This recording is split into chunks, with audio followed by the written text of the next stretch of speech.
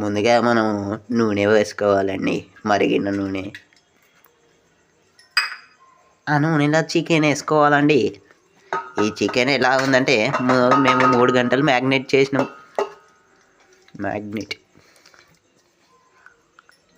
అలా వారేసి అగో అన్నం ఉడికింది. పొగలు ఎట్లా వెళ్తున్నాయి చూడండి. అయ్యో కాలుతుంది.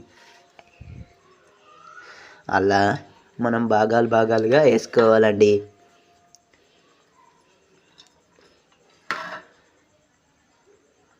అబ్బా వాసన ఇట్లా ఎంపుతుందిరా.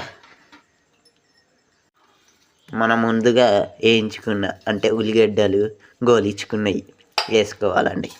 అగో కొత్తిమీర అది ఇస్తుంది. అగో కొత్తిమీర పుదీనా అలా వారేసుడు కట్ చేయొద్దండి, వాసన ఫ్లేవర్ అంతా పోతుంది.